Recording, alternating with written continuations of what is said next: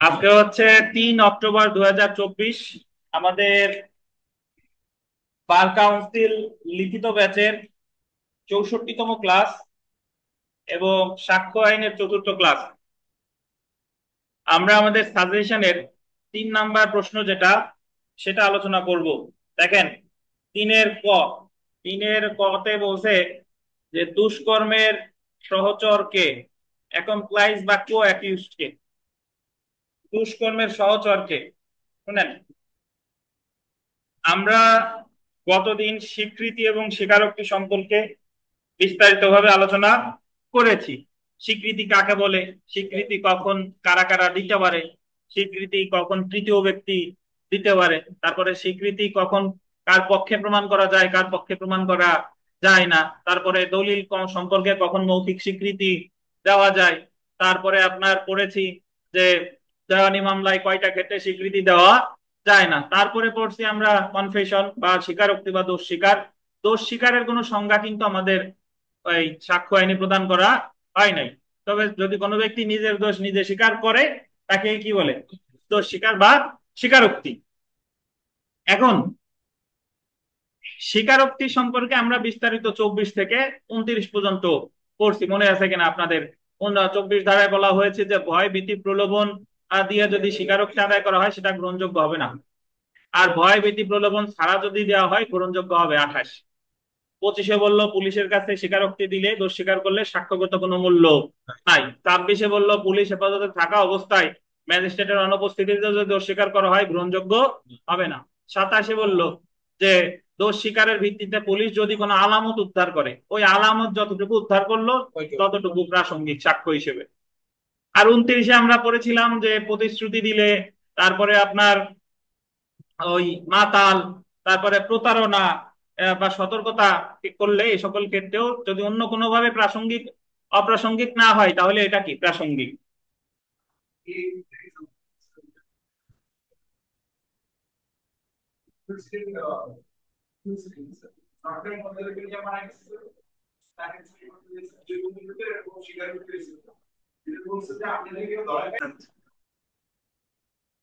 এখন পুলিশ স্বীকারোক্তি আদায় করলো, পুলিশের কাছে স্বীকারোক্তি গ্রহণযোগ্য হবে না। পুলিশ সেই অনুযায়ী তারে গ্রেফতার করতে পারে বা চার্জশিটে নাম উল্লেখ করতে পারে, বাট যে যে অংশটুকু স্বীকার করলো সেই অংশটুকু সাক্ষ্য হিসেবে প্রাসঙ্গিক হবে না। আচ্ছা, এখন পুলিশের কাছে হবে না, এটা হলো সাফ কথা, অন্য কারো কাছে দিলে হতে পারে। এখন আমরা একটু পড়ি যে অ্যাকমপ্লিস বা দুষ্কর্মের সহযোগী আসলে কারে বলে।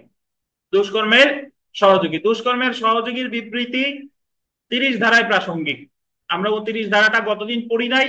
30 ধারায় বলছে যে দুষ্কর্মের সহযোগীর বিবৃতি, দুষ্কর্মের সহযোগী কাকে বলে, যদি কোনো অপরাধ যৌথভাবে যদি একাধিক ব্যক্তি করে, দুইজন ব্যক্তি, দুইজন থেকে শুরু করে 1000 জন হতে পারে বা তার বেশি হতে পারে, তাহলে ওই অপরাধীদের একজনের আর একজনের সাপেক্ষে বলে দুষ্কর্মের সহযোগী। 5 জন ব্যক্তি মিলে খুন করছে, তাহলে 5 জনের একজনের সাথে আর একজনের সম্পর্ক কি, দুষ্কর্মের সহযোগী। ঠিক আছে? তো যদি এরকম হয়, আমাদের 30 ধারায় বলছে যে দুষ্কর্মের সহযোগীর বিবৃতি প্রাসঙ্গিক। এখন যদি কোনো মামলায় একজন আসামি হয়, সে নিজের দোষ নিজে স্বীকার করছে, এই জায়গায় সে দুষ্কর্মের একাই, আর কোনো আসামি নাই। কিন্তু যদি ধরেন একটা হত্যাকাণ্ড করছে 5 জনে, 5 জনে মিলে একজনকে হত্যা করছে, এখন একজন বিবৃতি দিছে যে আমি তো হত্যা করছি, আমার সাথে অমুক অমুক অমুক ছিল, তার মানে তার তো নিজের দোষ সে স্বীকার করছেই, সাথে সাথে অপর কয়েকজনকে জড়াইছে। এখন এই যে নিজেরটা প্রাসঙ্গিক এটা আমরা আগে থেকে জানি, কিন্তু এই যে যে কয়েকজনে জড়ায় যে বিবৃতিটা দিল, ওই কয়েকজনের ক্ষেত্রে প্রাসঙ্গিক হবে কিনা, এটা বলছে সাক্ষ্য আইনের কত ধারায়, 30 ধারায়। তার মানে দুষ্কর্মের সহযোগী যদি কোনো বিবৃতি দেয়, সেই ক্ষেত্রে নিজের জড়ায় যদি দেয় তাহলে সেটা কি প্রাসঙ্গিক। এখন 30 ধারায় বেশ কতগুলো কথা আছে। 30 ধারার কথাগুলো হচ্ছে কি কি, অবশ্যই ওই অপরাধটা তারা যৌথভাবে করেছে। অপরাধটা কি, যৌথভাবে করেছে, তাদের বিচার হচ্ছে যৌথভাবে। বিচার হচ্ছে যৌথভাবে মানে কি, এক মামলায় 5 জনের বিচার হচ্ছে কি একই মামলায়। একজনের বিচার হচ্ছে আর একজনের বিচার হচ্ছে না, তখন সে বলল যে আমি তো অপরাধ করছি, আমার সাথে অমুক অমুক ছিল।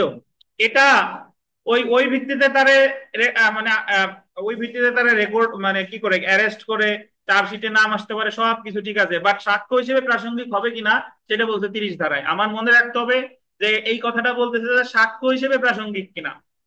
তাহলে সাক্ষ্য হিসেবে প্রাসঙ্গিক হইতে হলে অপরাধ করতে হবে একের অধিক ব্যক্তি, বিচার হতে হবে কি যৌথভাবে, বিচার হতে হবে যৌথভাবে মানে একই সাথে, এবং সেখানে একজন নিজেরা নিয়ে নিজেরা জড়াইয়া অন্যদের বিরুদ্ধে বিবৃতি প্রদান করেছে যে আমি তো হত্যা করেছি, আমার সাথে তানভীর, অনুপ, জাকারিয়াও ছিল। এটা প্রাসঙ্গিক কত দাঁড়ায়? সাক্ষ্য আইনের 30 ধারায়। এখন প্রাসঙ্গিক তো হলো, এখন প্রাসঙ্গিক মানে হলো যে আপনার কথা বলার যোগ্যতা আছে কিনা, আদালত আপনার কথা বলতে দিবে কিনা, এটা বলে হলো প্রাসঙ্গিকতা। এখন প্রাসঙ্গিক হলেই এটা কি সাক্ষ্য হিসেবে আদালত বিশ্বাস করবে কিনা, প্রাসঙ্গিক হলেই বিশ্বাস করবে কিনা সেটা কিন্তু বোঝায় না। ধরেন আপনি আমার ক্লাসে একটা কথা বলতে যাচ্ছেন, এখন আপনার আমি যে কথা বলার যদি অধিকার দিই, হ্যাঁ যদি আমি অনুমতি না দিই, তাহলে তো আপনি কথাই বলতে পারবেন না। আপনি একটা প্রশ্ন করলেন, এখন আপনার কথাটা আমি বিশ্বাস করবো কি করবো না সেটা হলো পরের ব্যাপার, বাট আপনার যে প্রশ্ন করার অধিকার দিচ্ছে এটা হলো 30 ধারা। এটা হলো প্রাসঙ্গিক দুষ্কর্মের সহযোগের বিবৃতি প্রাসঙ্গিক, এটাই কত ধারা? 30 ধারা।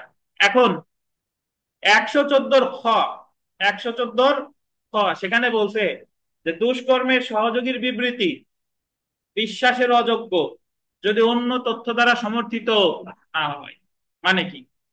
মানে আমরা এই যে অনুপ, জাকারিয়া, তানভীর, আরাফাত এই চারজনে একজনকে হত্যা করছে, হত্যা করার পরে এখন অনুপ বিবৃতি দিছে যে আমি তো হত্যা করছি, আমার সাথে জাকারিয়া, আরাফাত, তানভীরও ছিল। এটা তো প্রাসঙ্গিক হলো কত দ্বারায়? 30 ধারায়। এখন অনুপের কথা আদালত বিশ্বাস করবে কিনা, কি অনুমান করবে যে অনুপ কি ঠিক কথা বলছে নাকি বেঠিক কথা বলছে, এই অনুমানের কথা বলছে 114 খ। কততে বলছে? 114 খ।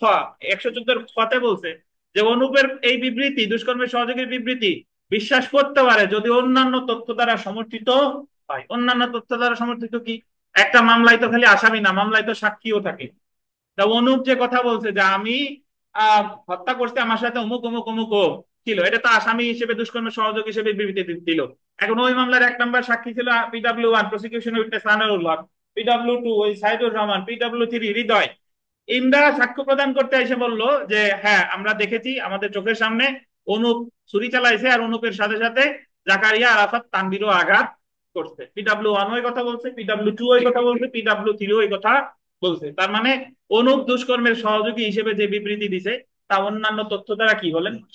সমর্থিত। অন্যান্য তথ্য দ্বারা সমর্থিত, তাহলে আদালত এটা কি করতে পারে? বিশ্বাস করতে পারে। এটা বলছে কততে? 114 কত বলেন? খ। বুঝতে পারছেন? আর যদি অন্যান্য তথ্য দ্বারা সমর্থিত না হয়, ধরেন উনি জাস্ট বলছে কিন্তু অন্যান্য সাক্ষীরা যা যা বলছে বা এফআইআর এ যা যা আছে, চার্জশিটে যা যা দিছে অন্যান্য তথ্যের সাথে কোনো কি নাই, মিল নাই, তাহলে এই দুষ্কর্মের অ্যাকমপ্লিস উইটনেসের বিবৃতি বিশ্বাসের কি বলেন? অযোগ্য। এটা বলছে কততে? 114 খ। 133 কি এখনো বলছি? 133 এখনো যায়ই নাই, এটা হলো 114 খ। জি। আচ্ছা, এখন শুনেন, দেখা গেল যে দুষ্কর্মের সহযোগী একজন যোগ্য সাক্ষী। যোগ্য সাক্ষী মানে হলো তারে একজন সাক্ষী হিসেবে স্বীকৃতি দেওয়া হয়েছে 133 ধারায়। কত ধারায়? 133 ধারা। এবং 133 ধারায় আরো একটা কথা বলছে যে দুষ্কর্মের সহযোগীর বিবৃতির উপর ভিত্তি করে যদি কোনো সাজা দেওয়া হয় সেটা কি হবে না? অবৈধ হবে না, যদিও সেটা ওই সাজা ওই দুষ্কর্মের বিবৃতি যদি কোনো তথ্য দ্বারা সমর্থিত নাও হয়। না হয় মানে কি? মানে উনি যেটা বলছে তার সাথে অন্যান্য তথ্যের কোনো সমর্থনমূলক সাক্ষ্য নাই, কোনো তথ্যের মিল নাই, বাট তারপরেও আসামির কথার উপর ভিত্তি করে, তার ওই বিবৃতির উপর ভিত্তি করে আদালত যদি কাউরে শাস্তি দিয়ে ফেলে সেটা কি হবে না? বেআইনি হবে না। মানে 114 খতে বললো যে দুষ্কর্মের সহযোগীর বিবৃতি বিশ্বাসের অযোগ্য যদি অন্যান্য তথ্য দ্বারা সমর্থিত না হয়, আর 133-এ বললো যে অন্যান্য তথ্য দ্বারা সমর্থিত না হওয়ার পরেও যদি আদালত কাউরে দণ্ড দিয়ে ফেলে সেই দণ্ড কি হবে না? বেআইনি হবে না। এটা কত ধারা বলছে? 133 ধারায়। এখন পরীক্ষায় প্রশ্ন আসে যে এই যে 114 খ, যে গুরুত্বপূর্ণ তথ্য দ্বারা সমর্থিত না হলে দুষ্কর্মের সহযোগীর বিবৃতি বিশ্বাসের অযোগ্য, আবার 133-এ সমর্থিত না হলেও সাজা দিয়ে ফেলতেছে, এই দুইটা বিধান পরস্পর সাংঘর্ষিক কিনা, কি বলেন? পরস্পর সাংঘর্ষিক কিনা, মানে 114 খতে যা বলতেছে তার সাথে তো 133 আবার আলাদা কথা বলতেছে, এটা সাংঘর্ষিক কিনা সাক্ষ্য আইনের সংশ্লিষ্ট বিধান উল্লেখে আলোচনা করুন। তাহলে এই প্রশ্নটা যদি আসে, এই যে আমরা একটু প্রশ্নটা করি দেখেন, দুষ্কর্মের সহচর বা অ্যাকমপ্লিস বা কো অ্যাকিউজড কাকে বলে? যখন বলা হয় গুরুত্বপূর্ণ তথ্য দিয়ে সহ সমর্থিত না হয়ে দুষ্কর্মের সহচর বিশ্বাসের অযোগ্য, আবার বলা হয় দুষ্কর্মের সহযোগী আসামির বিরুদ্ধে সাক্ষ্য দেওয়ার উপযুক্ত ব্যক্তি বলে গণ্য হবেন, এবং দুষ্কর্মের সহযোগীর অসমর্থিত, আন্ডারলাইন করেন, দেখছেন কি সাক্ষ্য? অসমর্থিত সাক্ষ্যের ভিত্তিতে আসামিকে সাজা দেওয়া হলে কেবল সে কারণে সাজা বেআইনি হবে। বেআইনি হবে না লেখেন, উক্ত সাজা বেআইনি হবে না, এটা লেখেন, হবে হয়ে গেছে, বেআইনি হবে না উক্ত বিধানসমূহ সাংঘর্ষিক কিনা। এই বিধানসমূহ কি বলেন? সাংঘর্ষিক কিনা। অথবা এইভাবে প্রশ্ন আসতে পারে যে আহ, সহ অভিযুক্ত ব্যক্তির দোষ স্বীকার একজন অভিযুক্ত সাজার একমাত্র ভিত্তি হতে পারে কিনা। মানে এতক্ষণ যা বললাম এগুলা ছাড়াও এইভাবে আসতে পারে যে সহ অভিযুক্ত মানে, সহ অভিযুক্ত মানে দুষ্কর্মের সহযোগী, তার বিবৃতি একজন অভিযুক্তের সাজা প্রদানের ভিত্তি হতে পারে কিনা, ব্যাখ্যা করুন। অথবা আসতে পারে an accomplice is unworthy of credit unless he is corroborated in material facts. accomplice মানে দুষ্কর্মের সহযোগী, unworthy of credit মানে বিশ্বাসের অযোগ্য, unless যদি না he is corroborated in material particulars গুরুত্বপূর্ণ তথ্য দ্বারা সমর্থিত না হয়। বুঝতে পারছেন? এই বিভিন্ন রূপ ধরে এই প্রশ্ন আসতে পারে, কখনো মিন্টু আকারে আসতে পারে, কখনো তানবির আকারে আসতে পারে, কখনো পাগলা তানবির আকারে আসতে পারে, আপনার চিনে নিতে হবে, লোক একজনই। আচ্ছা, সাক্ষ্য আইনের এটা 114 এবং 133-এর আলোকে ব্যাখ্যা করতে বলছে, বাট 114 আর 133 ছাড়া আরো একটা ধারা আমরা আলোচনা করতে হবে, সেটা কত ধারা? 30 ধারা। বুঝতে পারছেন?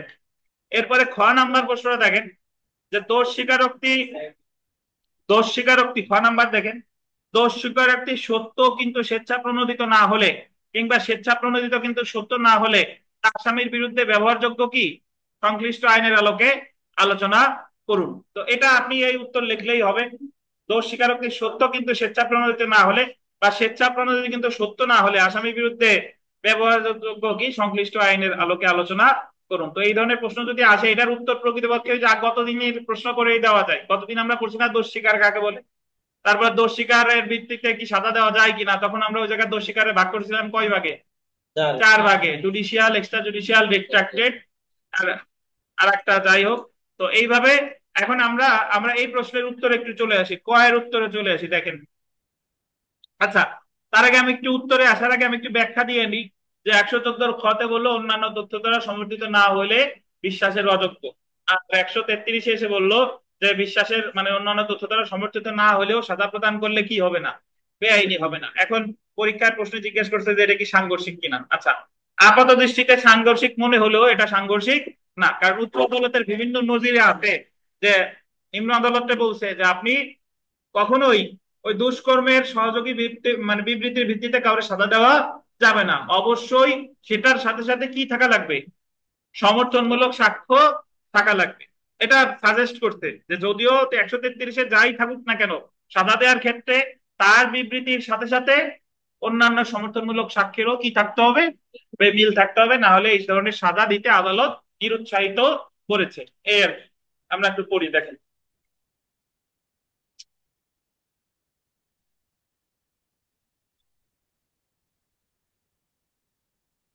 দুষ্কর্মের সহচর বা অপরাধের সহযোগী অ্যাকমপ্লাইস, বা আরেকটা নাম হচ্ছে কি, কো অ্যাকিউজড। সাক্ষ্য আইনের কোথাও অপরাধের সহযোগী বা দুষ্কর্মের সহচরের সংজ্ঞা দেওয়া হয়নি, তবে সাক্ষ্য আইনের 114 খ এবং 133 ধারায় অ্যাকমপ্লিস বা অপরাধীর সহযোগী কথাটি ব্যবহৃত হয়েছে। এই দুইটা ধারায় অ্যাকমপ্লিস শব্দটা ব্যবহার করা হয়েছে। সাক্ষ্য আইনের 30, 114 খ, 133 ধারায় অপরাধের সহযোগী সংক্রান্ত বিধিবিধান উল্লেখ করা হয়েছে। ধারা 30, 114 খ, 133 এর মর্ম অনুসারে একাধিক, আন্ডারলাইন করেন, একাধিক অপরাধী, কয়জন অপরাধী? একাধিক অপরাধী একসাথে, গোল দিবেন, একসাথে একই অপরাধ করলে, একসাথে একই অপরাধ করলে এবং তাদের যৌথভাবে বিচার হলে তারা একে অপরের কি, সহযোগী, একে অপরের সহযোগী। অপরাধ সংগঠনে যিনি অংশ নিয়েছেন তিনি দুষ্কর্মের সহযোগী। যে ব্যক্তি অপরাধ সংগঠনের প্রস্তুতি, আন্ডারলাইন করেন, অপরাধ সংগঠনের প্রস্তুতি, পূর্বে খোঁজ খবর দেন, ঘটনার পরে উপস্থিত হয়ে আসামিদের একত্রে কাজ করেন, তিনিও দুষ্কর্মের সহযোগী। মানে খোঁজ খবর যিনি দিছে তিনিও কি দুষ্কর্মের সহযোগী। চোরাই মালের গ্রহীতা দুষ্কর্মের সহযোগী নন, কিন্তু তিনি যদি চোরাই মাল জেনে তা গ্রহণ করেন তবে দুষ্কর্মের সহযোগী। এ জায়গা বুঝেন, একজন ব্যক্তি একটা মোবাইল কিনছে, এখন ওই মোবাইলটা যে চোরাই মোবাইল উনি জানে না, তখন এটা দুষ্কর্মের সহযোগী না। কিন্তু যদি তিনি চোরাই মাল জেনে ক্রয় করেন তাহলে কি দুষ্কর্মের সহযোগী। বুঝতে পারছেন? এখন আমরা প্রশ্নের উত্তরে চলে আসি। দেখেন, সহযোগী আসামির সাক্ষ্য বা দুষ্কর্মের সহযোগী আসামির বিরুদ্ধে সাক্ষ্য দেওয়ার উপযুক্ত ব্যক্তি বলে গণ্য হবেন এবং দুষ্কর্মের সহযোগীর অসমর্থিত সাক্ষ্যের ভিত্তিতে আসামিকে সাজা দেওয়া হলে কেবল সে কারণে উক্ত সাজা বেআইনি হবে না। লেখেন, সে কারণে উক্ত সাজা কি হবে না? বেআইনি হবে না। An accomplice is unworthy of credit unless he is corroborated in material particulars. গুরুত্বপূর্ণ তথ্যাদি দ্বারা সমর্থিত না হলে দুষ্কর্মের সহযোগী বিশ্বাসের অযোগ্য। এই সবগুলোর উত্তর একই। দেখেন,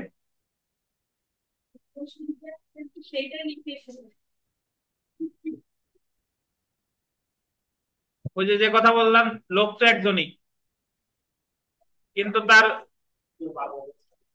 কোন ছদ্মবেশে আসছে এটা বুঝতে হবে। দেখেন, সাক্ষ্য আইনের ধারা 133 অনুযায়ী দুষ্কর্মের সহযোগীর, আন্ডারলাইন করবেন, অসমর্থিত সাক্ষ্যের আনকরবোরেটেড এভিডেন্স। আনকরবোরেটিভ এভিডেন্স মানে হলো কি? অসমর্থিত সাক্ষ্য। অসমর্থিত সাক্ষ্য আর কি? অসমর্থিত স্বাক্ষরে বুঝেন নাই?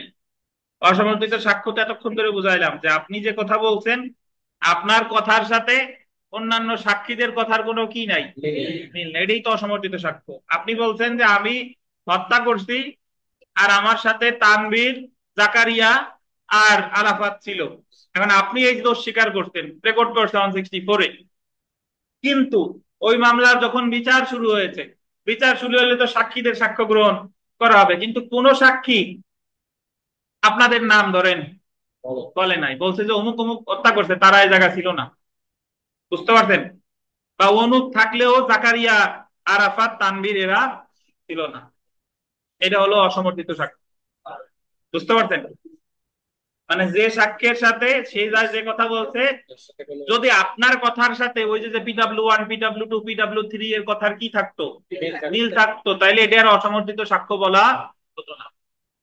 বুঝতে পারছেন? এবার সাক্ষ্য আইনের ধারা 133 অনুযায়ী দুষ্কর্মের সহযোগীর অসমর্থিত সাক্ষ্যের আনকরবোরেটিভ এভিডেন্সের উপর ভিত্তি করে কোন আসামিকে দণ্ড দেওয়া হলে শুধুমাত্র এই কারণে উক্ত দণ্ড বেআইনি হবে না। বুঝতে পারছেন?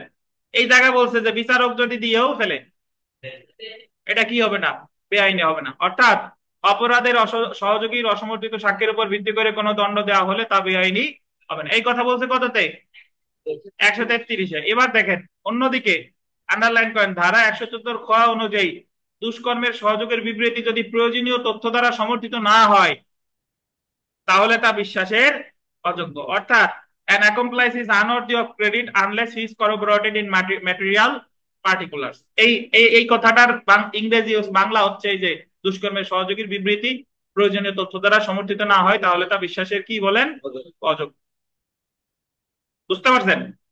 আচ্ছা, এখন দেখেন, আপাত দৃষ্টিতে ধারা 133 ও 114 খ এর বক্তব্য সাংঘর্ষিক মনে হলেও, আন্ডারলাইন করেন, আপাত দৃষ্টিতে দুইটা মনে হইতে পারে সাংঘর্ষিক, যে যে কথা বলছে এই কথার সাথে তো 114 খর সাথে তো 133-এর কথার কি নাই, মিল নাই। সাংঘর্ষিক মনে হলেও এই দুটি ধারার বক্তব্য একত্রে করলে দেখা যায় যে দুষ্কর্মের সহযোগী একজন যোগ্য সাক্ষী এবং শুধুমাত্র তার সাক্ষ্য বা স্বীকারোক্তির ভিত্তিতে আহ আসামিকে সাজা দেওয়া যেতে পারে। তারপরেও কেবল দুষ্কর্মের সহযোগীর স্বীকারোক্তির উপর নির্ভর করে সাজা দেওয়া, আন্ডারলাইন করেন, মোটেও কি নয়, নিরাপদ নয়। আসলে এই দুই ধারার বিধানের মধ্যে সমন্বয় হলেই কেবল অপরাধের সহযোগীর স্বীকারোক্তি সাক্ষ্য হিসেবে গ্রহণযোগ্য হবে। অপরাধের সহযোগী স্বীকারোক্তি সাক্ষ্য হিসেবে গ্রহণ করার ক্ষেত্রে অধিকতর সতর্কতার জন্য এই বিধান করা হয়েছে, যেন অপরাধের সহযোগী যা বলছে তা সত্য কিনা ভালোভাবে যাচাই করা যায়।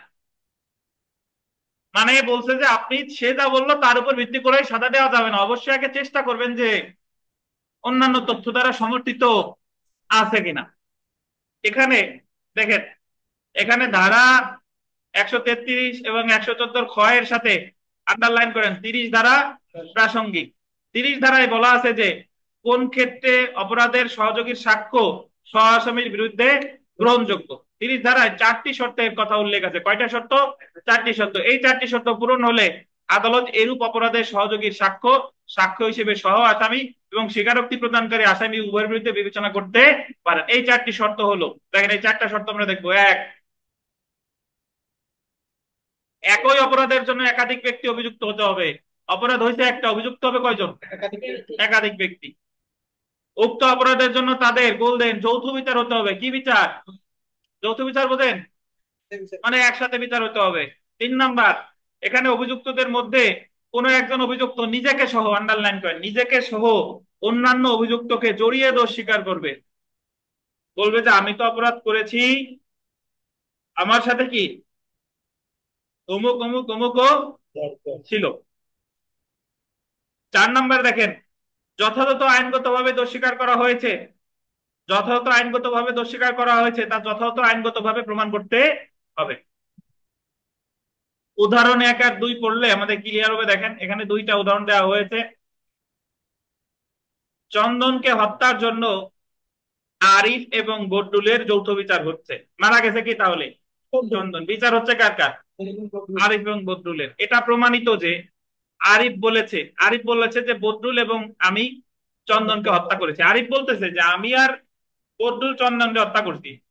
তাহলে দুইজনের যৌথ বিচার হচ্ছে, দুইজনে একই অপরাধের জন্য অভিযুক্ত, একজন নিজেরে জড়াইয়া দোষ স্বীকার করেছে। যেহেতু চন্দনকে হত্যার জন্য আরিফ ও বদরুলের যৌথ বিচার রোধ করা হচ্ছে, সেহেতু আরিফের দোষ স্বীকারোক্তি বদরুলের বিরুদ্ধে আদালত বিবেচনা করতে পারে। কেন বলেন তো? কারণ এই জায়গা আমাদের ওই 30 ধারার যতগুলো শর্ত আছে সেই শর্তগুলো কি হয়ে গেছে? শর্তগুলো পূরণ হয়ে গেছে। আচ্ছা, উদাহরণ 2 দেখেন। চন্দনকে হত্যার জন্য আরিফের বিচার করা হচ্ছে। সাক্ষ্য প্রমাণে দেখা যায় যে আরিফ এবং বিচার করা হচ্ছে একজনের। চন্দনকে হত্যার জন্য এই জায়গায় বিচার করতেছে কারে? একজনকে। সাক্ষ্য প্রমাণে দেখা যায় যে আরিফ এবং বদরুল কর্তৃক চন্দন কি হয়েছিল? খুন হয়েছিল। সাক্ষ্য প্রমাণে দেখা যায় এবং বদরুল বলেছে যে আমি এবং চন্দন, আমি আরিফ এবং আমি চন্দনকে হত্যা করেছি। বদরুলের এই বিবৃতি আদালত আরিফের বিরুদ্ধে সাক্ষ্য হিসেবে বিবেচনায় কি নাও নিতে পারেন, কারণ এই মামলায় বদরুলকে আরিফের সাথে যৌথ বিচার করা হচ্ছে না। এই মামলায় তাদেরকে যৌথ বিচার করা হয়নি, তাই এটা বিচারে মানে বিবেচনায় নাও করতে। আর এখন একটা জিনিস এখানে খেয়াল রাখতে হবে, যেটা শেয়াল শব্দ ব্যবহার করে নাই। এ জায়গা সবকিছুই আদালতের কি বিবেচনামূলক। যত যা কথাই বলুক না কেন, আদালতের ঢাল আছে 133 দ্বারা। মানে দিন শেষে যদি কিছু সমর্থিত না হয়, উনি দণ্ড দিয়ে দিছে, এটা কি হবে না? বেআইনি হবে না। সালিশ মানেন তাল গাছটা আদালতেরই। তাহলে দেখেন, উপযুক্ত শর্ত পূরণ হলে অপরাধের সহযোগী সাক্ষ্য সহযোগী আসামির বিরুদ্ধে কি বলেন? গ্রহণযোগ্য। এখন আমরা চলে আসি সহযোগী আসামির সাক্ষীর সাক্ষ্যগত মূল্য। যদি আসে যে সহযোগী আসামির সাক্ষীর সাক্ষ্যগত মূল্য, এই বিষয়ে আদালতের সিদ্ধান্ত সমূহ নিচে দেওয়া হলো। আদালতের সিদ্ধান্ত কোন ডিএলআর টিএলআর এগুলো আমরা বিস্তারিত বললাম না, জাস্ট এইভাবে বলে দিন উচ্চ আদালতের সিদ্ধান্ত সমূহ নিচে আলোচনা করা হলো। দেখেন, প্রতিষ্ঠিত নীতি হলো ফৌজদারি কার্যবিধির 164 ধারায় সহ আসামির বিবৃতি অন্য আসামির দোষী সাব্যস্তকরণের ভিত্তি হতে পারে না, যদি না ওই বিবৃতির যথার্থতা দেখানোর জন্য শক্ত পারিপার্শ্বিক ও সমর্থনমূলক সাক্ষ্য প্রমাণ থাকে। একটা নজিরে বলছে যে শুধুমাত্র 164 ধারায় সহ আসামির বিবৃতির উপর ভিত্তি করে আর একজন সহ আসামিদের সাজা দেওয়া যাবে না, যদি ওই বিবৃতির যথার্থতা দেখানোর জন্য শক্ত পারিপার্শ্বিক ও সমর্থনমূলক সাক্ষ্য প্রমাণ থাকলে দেওয়া যাবে, না থাকলে কি দেওয়া যাবে না। তারপরে দেখেন, সহ আসামির বক্তব্য এভিডেন্স অ্যাক্টের আন্ডারলাইন 3 ধারায় সংজ্ঞায়িত সাক্ষ্যের অন্তর্ভুক্ত হয় না। কারণ হলো আন্ডারলাইন এটা শপথের মাধ্যমে নেওয়া হয় না। নরমালি সাক্ষ্য যখন গ্রহণ করা হয় তখন আদালতে দাঁড়িয়ে যা বলিব সত্য বলিব, সত্য বলিয়ে মিথ্যা বলিব না, এটা জবানবন্দি গ্রহণ করে এক্সামিনেশন ইন চিফ প্রতিপক্ষের আইনজীবী তারে জেরা করেন। কিন্তু 164-এ কিন্তু তারে কোনো প্রকার শপথ বাক্য পাঠ করানো হয় না। আবার প্রতিপক্ষের আইনজীবী তারে জেরা করারও কি নাই, সুযোগ নাই। অভিযুক্তের এই দেখেন, অভিযুক্তের উপস্থিতিতে হয় না বা এবং জেরার মাধ্যমে এর সত্যতা পরীক্ষা করা হয় না। জেরার মাধ্যমে সত্যতা কি পরীক্ষাও করা হয় না। সুতরাং এটি 30 ধারার অধীনে প্রমাণ হিসেবে বিবেচিত হলেও সহ আসামিদের বিরুদ্ধে এটি একটি অত্যন্ত কি প্রমাণ? দুর্বল প্রমাণ। মানে সে যে দোষ স্বীকার যাদের বিরুদ্ধে করতেছে তারা তো ওই জায়গায় নাই, ওই জায়গায় উপস্থিত আছে না। আর তারা তো যাদের বিরুদ্ধে দোষ স্বীকার করতেছে যদি সাক্ষ্য, যদি স্টেজে করতো, সাক্ষ্য গ্রহণ স্টেজে করতো, তাহলে তো প্রতিপক্ষের আইনজীবী তারা জেরা করার সুযোগ পেত, কিন্তু এই জায়গায় তো জেরা করারও কি নাই, সুযোগ নাই। তাই বলতেছে এটা অত্যন্ত কি প্রমাণ? দুর্বল প্রমাণ। তারপরে দেখেন, সহযোগী আসামির স্বীকারোক্তি অন্য আসামিকে দোষী সাব্যস্তকরণে সাক্ষ্য হিসেবে বিবেচনা করা যায় না, কারণ অপরাধের সঙ্গে ওই ব্যক্তির সংশ্লিষ্টতা প্রমাণের জন্য অন্য আসামিদের স্বীকারোক্তি ব্যবহারের আগে প্রত্যক্ষ বা আনুষঙ্গিক প্রমাণ দরকার। সবশেষেরটা দেখেন, আসামির স্বীকারোক্তি কোনো প্রকৃত সাক্ষ্য নয়, আন্ডারলাইন করেন। প্রকৃত সাক্ষ্য বুঝেন? মানে সাবস্টেন্টিভ এভিডেন্স না, শুধুমাত্র এবং স্বাধীন ও অধিক প্রমাণের সাহায্যে সত্য বলে দৃঢ়ভাবে সমর্থিত না হলে স্বীকারোক্তি সহ আসামি দোষী সাব্যস্তকরণের একমাত্র ভিত্তি হতে পারে না। এই সবগুলো কথা বলছে কিসে? নজির সাহেব বলেছেন। উচ্চ আদালতে একজন ব্যক্তি আছে যার নাম নজির, তিনি বলেছেন। বুঝতে পারছেন? আচ্ছা, অতএব উপর্যুক্ত আলোচনা হতে দেখা যায় 133 ধারায় বর্ণিত সমর্থনমূলক সাক্ষ্য ব্যতীত অপরাধ স্বীকারোক্তির উপর নির্ভর করে সহযোগী আসামিকে শাস্তি দেওয়ার বিধান থাকলেও, আন্ডারলাইন করে, থাকলেও তা তেমন কি কার্যকর হয়। কারণ অপরাধ স্বীকারকারী ব্যক্তির বিরুদ্ধে তার দোষ স্বীকার ব্যবহার করতে গিয়ে অনেক সাবধানতা অবলম্বন করতে হয়। আর যদি একজন দোষ স্বীকার অন্য ব্যক্তিকে অপরাধী করে তোলে, সেই ক্ষেত্রে আরো বেশি সাবধানতা অবলম্বন করতে হয়। আইনে বলা থাকলেও, আন্ডারলাইন করেন, আদালত এরূপ দুর্বল প্রমাণের উপর নির্ভর করে শাস্তি দেওয়ার সময় যথেষ্ট সাবধানতা অবলম্বন করতে উপদেশ দিয়েছেন। আইনে বলা থাকলেও, এই জায়গায় আইনে বলা থাকলেও না, এই থাকলেও পরে একটা উচ্চ আদালত লেখেন। আইনে বলা থাকলেও, থাকলেও পরে কি লিখবেন?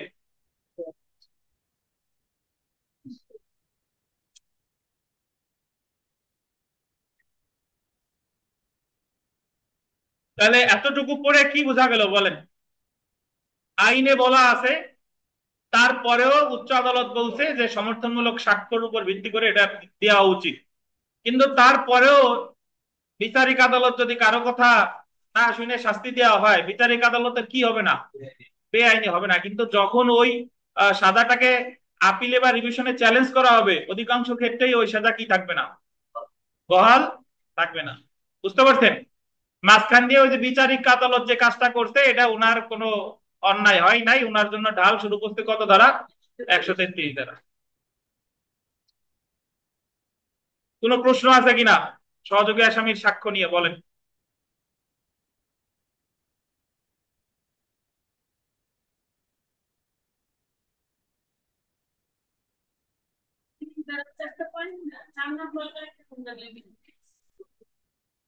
তার নাম্বারটা ভুলে যান, দরকার নাই। 4 নাম্বারটা হচ্ছে যথাযথ আইনগতভাবে দোষ স্বীকার করা হয়েছে, যথাযথ আইনগতভাবে তা প্রমাণ করতে হবে। মানে আপনি দোষ স্বীকারের সময় আপনার কোনো প্রলোভন, হুমকি, ভয় ভীতি এগুলা কিছু দেওয়া হয় নাই। 164 এর যে বিধিবিধান আছে, আপনারা বলছিল যে আপনি আপনার বিরুদ্ধে ব্যবহার করা হবে। 164 এর ফৌজদারি কার্যবিধি পড়ছি না, যে রেকর্ড করার যে নিয়মাবলী, যে আপনার বিরুদ্ধে কিন্তু এটা ব্যবহার করা হবে। এই যে সব কিছু ফলো করেই তার দোষ স্বীকারটা কি রেকর্ড করা হয়েছে। বুঝতে পারছেন? এই প্রশ্নটা খুবই গুরুত্বপূর্ণ এবং বিভিন্ন আঙ্গিকে আসতে পারে, তো ভালোভাবে পড়বেন। এই ইংরেজি ওই ওই লাইন দিয়ে আসতে পারে, বা সাংঘর্ষিক কিনা এইভাবে আসতে পারে, বা দুষ্কর্মের সহযোগী বিবৃতি কি, দুষ্কর্মের সহযোগী বিবৃতি কোন কোন ক্ষেত্রে সাজা প্রদানের ভিত্তি হতে পারে, এইভাবে আসতে পারে, অনেক আঙ্গিকে আসতে পারে। তো খুবই গুরুত্বপূর্ণ।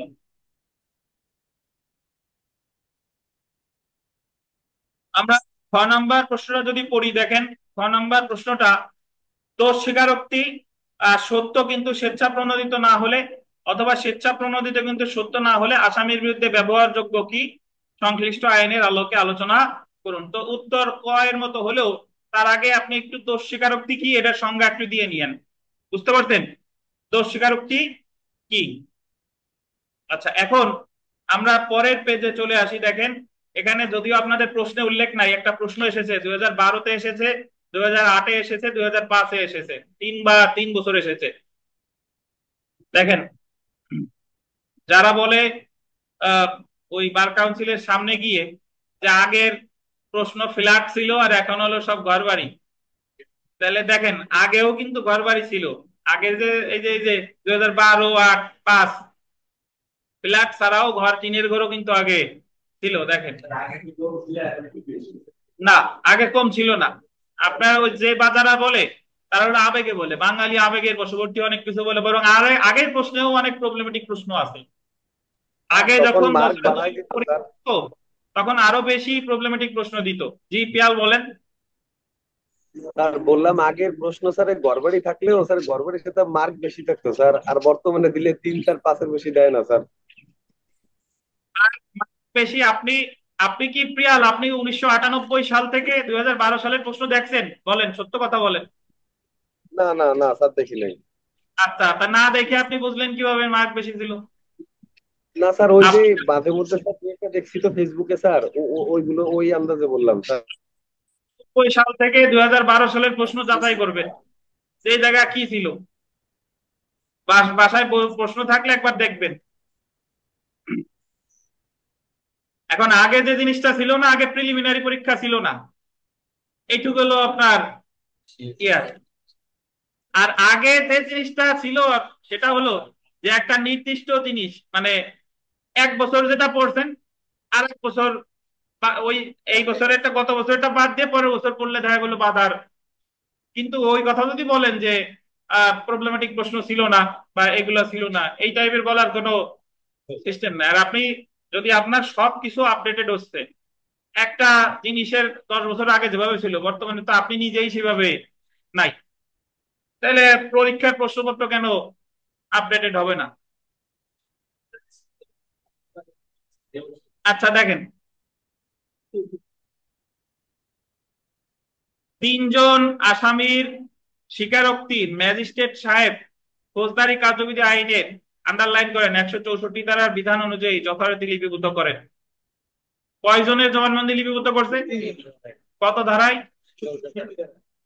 স্বীকারোক্তিমূলক জবানবন্দিতে 3 জন আসামি নিজের সহ আব্দুল আজিজ নামীয় অপর এক ব্যক্তিকে ডাকাতিতে কি করে? শনাক্ত করে।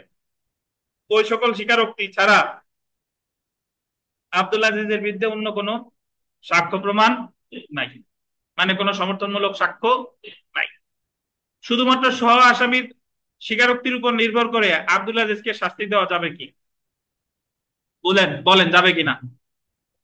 যদিও বলছে যে 133-এ বলছে, যদিও বলছে যে দিলীয় বেআইনি, হবে না। বাট উচ্চ আদালতের অসংখ্য নজির আছে যে জায়গা বলছে অবশ্যই সতর্কতার সাথে বিবেচনা করতে হবে, অন্যান্য তথ্য দ্বারা কি হতে হবে, সমর্থিত হতে হবে। যদি এটা উচিত হবে না, তাহলে শুধুমাত্র তাদের কথার উপর ভিত্তি করে শাস্তি দেওয়া কি হবে না, উচিত হবে না। তাহলে এই ক্ষেত্রে আপনার ওই 30, 114 ক, 133 সবই আলোচনা করতে হবে, এবং সবশেষে আমরা সিদ্ধান্ত উপনীত হব যে যদিও সহযোগী আসামির বিবৃতির ভিত্তিতে শাস্তি দিলে সেটা বেআইনি হবে না, কিন্তু যেহেতু এই ক্ষেত্রে কোনো সমর্থনমূলক সাক্ষ্য নেই এবং উচ্চ আদালতের একাধিক নজিরে, বিভিন্ন নজিরে এসেছে যে সহযোগী আসামির বিবৃতি যদি সমর্থনমূলক সাক্ষ্য দ্বারা সমর্থিত না হয়, তাহলে শাস্তিটা কি হবে না, উচিত হবে না।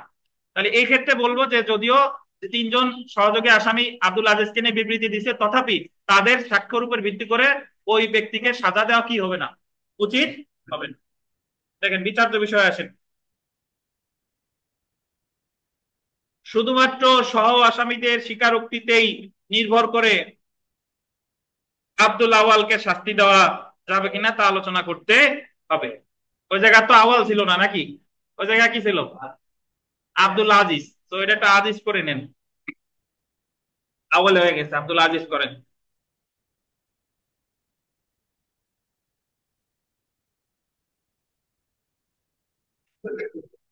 আমরা চলে আসি আইনগত পর্যালোচনা। দেখেন,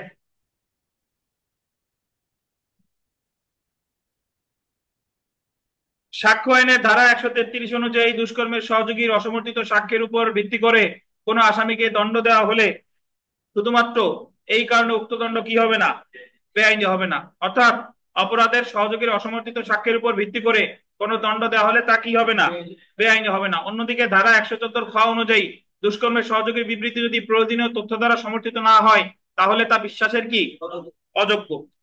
শুধুমাত্র সহ আসামিদের স্বীকারোক্তির উপর নির্ভর করে আব্দুল আজিজকে শাস্তি দেওয়া যাবে না, কারণ সহযোগী আসামির স্বীকারোক্তি অন্য আসামিকে দোষী সাব্যস্তকরণের সাক্ষ্য হিসেবে বিবেচনা করা যায় না। অপরাধের সঙ্গে ওই ব্যক্তির সংশ্লিষ্টতা প্রমাণের জন্য অন্য আসামিদের স্বীকারোক্তি ব্যবহারের আগে প্রত্যক্ষ আনুষঙ্গিক প্রমাণ দরকার। উচ্চ আদালতের সিদ্ধান্ত অনুযায়ী সহ আসামির স্বীকারোক্তি কোনো প্রকৃত সাক্ষ্য নয় এবং স্বাধীন ও অধিক প্রমাণের সাহায্যে সত্য বলে দৃঢ়ভাবে সমর্থিত না হলে এই স্বীকারোক্তি সহ আসামির দোষ সাব্যস্তকরণের একমাত্র ভিত্তি হতে পারে না। বিচারিক নজির অনুযায়ী প্রতিষ্ঠিত নীতি হলো ফৌজদারি কার্যবিধির 164 ধারায় সহ আসামির বিবৃতি অন্য আসামির দোষী সাব্যস্তকরণের ভিত্তি হতে পারে না যদি না ওই বিবৃতি যথার্থতা দেখানোর জন্য শক্ত পারিপার্শ্বিক ও সমর্থনমূলক সাক্ষ্য প্রমাণ থাকে।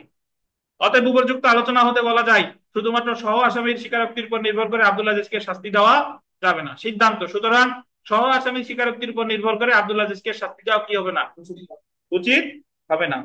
ঠিক আছে।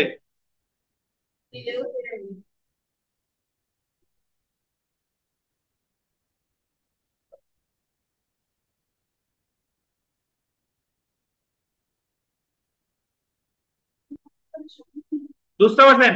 তাহলে এই প্রশ্ন অ্যাকচুয়ালি ওই প্রশ্ন, এটার উত্তরে আমরা এর আগে যে প্রশ্ন বললাম ওটাই দিয়েই এটার উত্তর কি করা যাবে।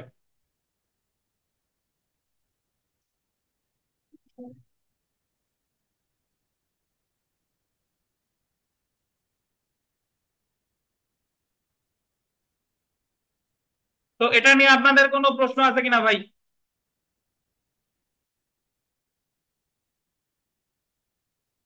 অনলাইনে যারা আছেন আপনাদের কোনো প্রশ্ন আছে কিনা? না স্যার, ক্লিয়ার স্যার, আলহামদুলিল্লাহ। তো এই প্রশ্নটা খুবই গুরুত্বপূর্ণ, ভালোভাবে পড়ে ফেলবেন। এখন আমরা চলে এসে আমাদের 7 নাম্বার প্রশ্ন। এখন আমরা সাক্ষ্য আইনের এলোমেলো পড়তেছি কেন? প্রশ্ন এলোমেলো হলেও আহ মানে আমাদের ধারা অনুযায়ী সিকোয়েন্স ঠিক রাখে আর কি, বুঝতে পারছেন? আচ্ছা, মৃত্যুকালীন ঘোষণা কি উহার অপরিহার্য? মৃত্যুকালীন ঘোষণা খুবই গুরুত্বপূর্ণ, এবারও আপনাদের পরীক্ষায় প্রশ্ন আসছে এখান থেকে, মৃত্যুকালীন ঘোষণা থেকে। মৃত্যুকালীন ঘোষণা কি বা ডাইং ডিক্লারেশন কি, উহার অপরিহার্য শর্তগুলো কি কি, মৃত্যুকালীন ঘোষণা প্রদানের পর ঘোষণাকারী যদি বেঁচে যায় তবে অনুরূপ ঘোষণা কি প্রমাণে গ্রহণযোগ্য, মানে যদি বেঁচে যায় তাহলে গ্রহণযোগ্য হবে কিনা। আনারুল হক সাহেব বলেন আমাদের, এর আগে একদিন আমরা মৃত্যুকালীন ঘোষণা একটু আলোচনা করছিলাম, বা আপনার যতটুকু অভিজ্ঞতা আছে বলেন মৃত্যুকালীন ঘোষণা কাকে বলে?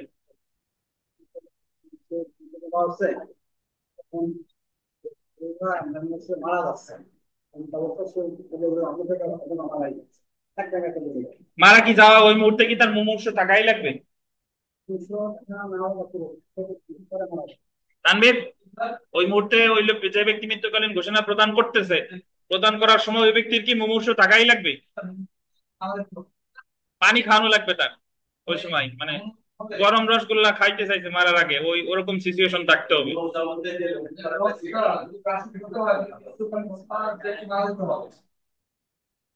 বলেন।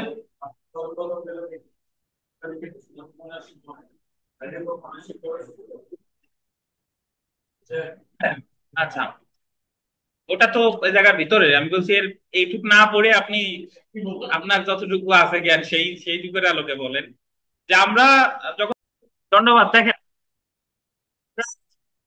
7-ক নাম্বার প্রশ্নটা বলতেছিলাম, আপনাদের প্রশ্ন করলাম যে মৃত্যুকালীন ঘোষণার সময় মুমূর্ষু থাকা লাগবে না ভাই। মৃত্যুকালীন ঘোষণার সময় মুমূর্ষু থাকতেও পারে, নাও থাকতে পারে, তবে মৃত্যুকালীন ঘোষণাটা হতে হবে ওনার মৃত্যুর কারণ সম্পর্কিত, মানে আমাকে অমুক অমুক পাশবিক অত্যাচার করেছে, যে কোনো সময় আমি মারা যেতে পারি। বুঝতে পারছেন? 32-এর 1-এ, আমাদের সাক্ষ্য আইনের 32-এর 1-এ মৃত্যুকালীন ঘোষণা সম্পর্কে আলোচনা করা হয়েছে।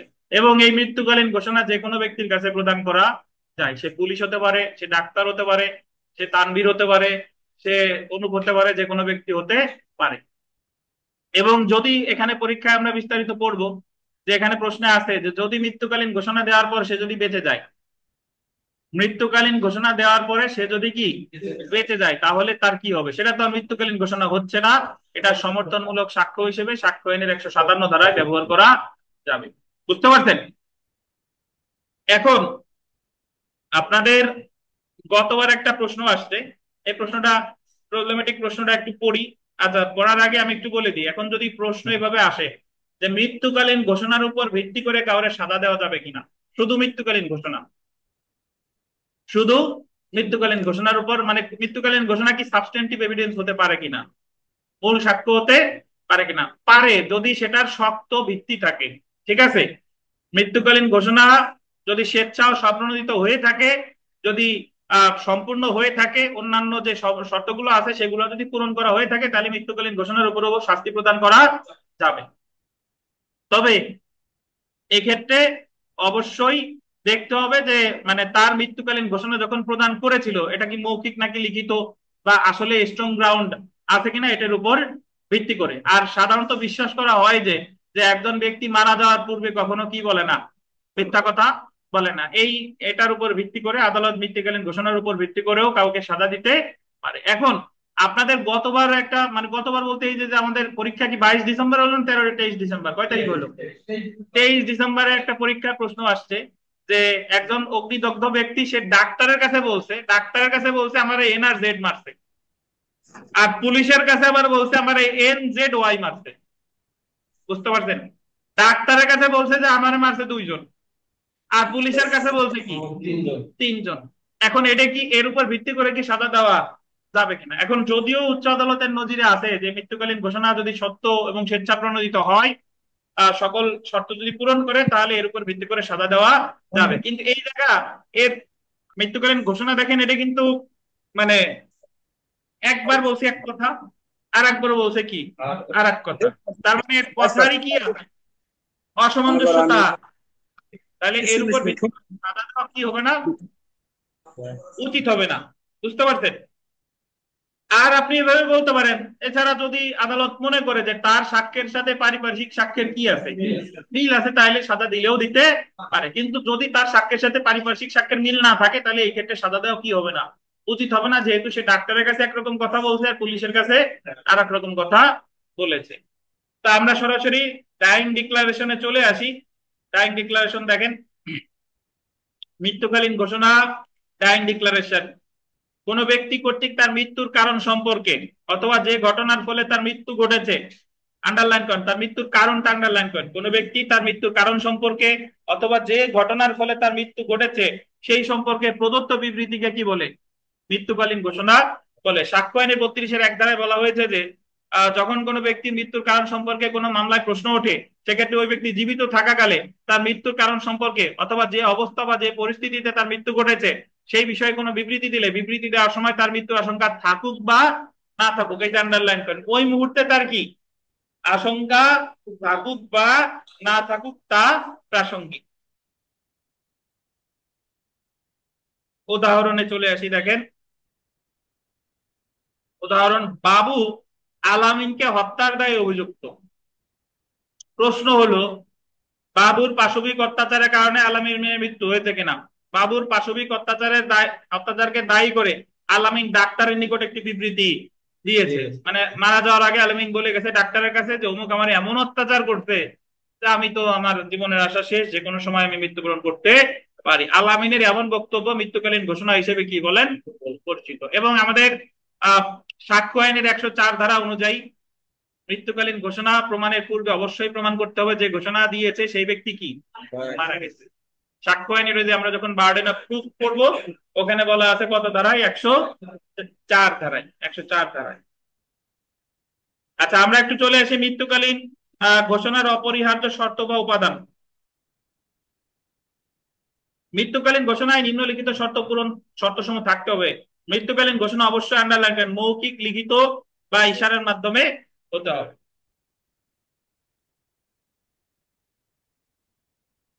ঘোষণাকারী ব্যক্তির অবশ্যই মৃত্যুবরণ করতে হবে। তানভীর, এই ঘোষণা কি মরার পরে দিবে না আগে দিবে? অত মৃত্যুর পরে ঘোষণাটা দিবে না আগে দিবে? তারপর মারা যাবে। ঠিক আছে, মরার পরে ঘোষণা দেওয়া যায় না। দেখেন দেখেন, ঘোষণাকারী ব্যক্তির অবশ্যই মৃত্যুবরণ করতে হবে। অনুরূপ ঘোষণা অবশ্যই উক্ত ব্যক্তির, আন্ডারলাইন করেন, মৃত্যুর কারণ বা অবস্থা সম্পর্কে হতে হবে। ঘোষণাকারীর মৃত্যু অবশ্যই উক্ত মামলার বিচার্য বিষয় হতে হবে। ওই মামলাটার বিচার্য বিষয় হতে হবে ওই ব্যক্তির কি বলেন মৃত্যু। ঘোষণাকারীকে ঘোষণা প্রদানের সময়, আন্ডারলাইন করেন, শারীরিক এবং মানসিক ভাবে সুস্থ থাকতে হবে। শারীরিক ভাবে বলতে বোঝাচ্ছে মানে আপনার এমন না যে একেবারেই কথা টথা বলতে পারতেছেন না এইটি সেটা।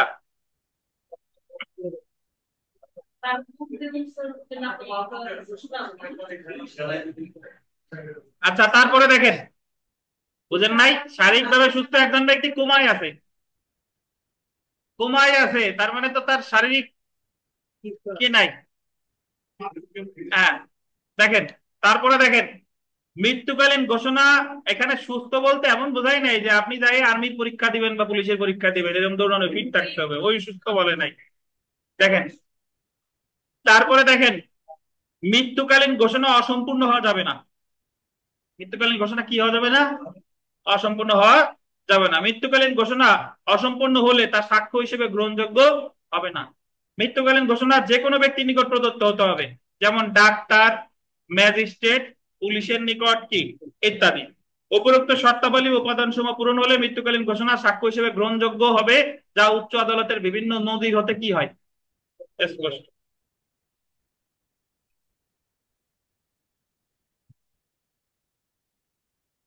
মৃত্যুকালীন পুলিশের নিকট মৃত্যুকালীন ঘোষণা সাক্ষ্য হিসেবে গ্রহণযোগ্য হবে কিনা, আপনি যদি পুলিশের কাছে মৃত্যুকালীন ঘোষণা দেন এটা কি সাক্ষ্য হিসেবে গ্রহণযোগ্য হবে কিনা? তানভীর বলেন, পুলিশের কাছে দোষ স্বীকার করলে এটা কি গ্রহণযোগ্য হবে কিনা? কোনোভাবেই হবে না, বলেন।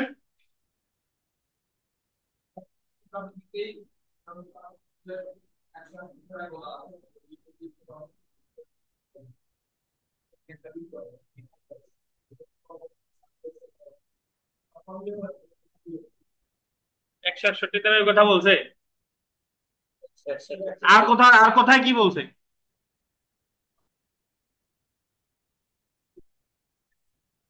পড়তেছি কোন সাবজেক্ট?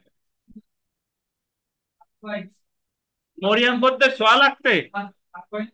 গত সপ্তাহে ওই যে বাটার সামনে আমি মোটর সাইকেলে একটু বসে আছি, এখন মরিয়াম পদ্ম আসছে, আমি ওনার সাথে দেখা করবো না বলে আমি অন্যদিক করে মোবাইল চাপতেছি, তারপরেও সে আমার সামনে এসে, স্যার ভালো আছেন? আমি জি ভালো আছি। এখন বলছে স্যার কেন যে আসেনি এটা লিখিত পরীক্ষা দেওয়ার পরে বলবো, কি কারণে কি ষড়যন্ত্র বা কি কেন আমি আসিনি স্যার। আমি বলছি, সমস্যা নাই, আপনি ভালো আছেন তো, পড়াশোনা করেন ঠিক মতো, আসেন না এটা আমার কোনো সমস্যা নাই। না স্যার কেন আসিনি এটা রিটেন পরীক্ষা দেওয়ার পরে এসে অবশ্যই বলবো। তা এখন আমরা পড়তেছি সাক্ষ্য আইন, আপনি সাক্ষ্য আইনের আলোকে উত্তর দেন। নোট দিলে আপনি ফেল। দোস্ত বলে আপনারে।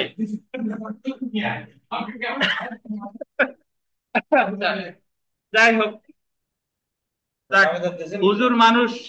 আপনি যদি আপনি বলেন যে মোবাইলে কি বলেন, মোবাইলে ইমান নষ্ট হয়ে যাবে, আর একজন মহিলা আপনার দোস্ত বলতেছে, আপনি আবার কথা বলেন।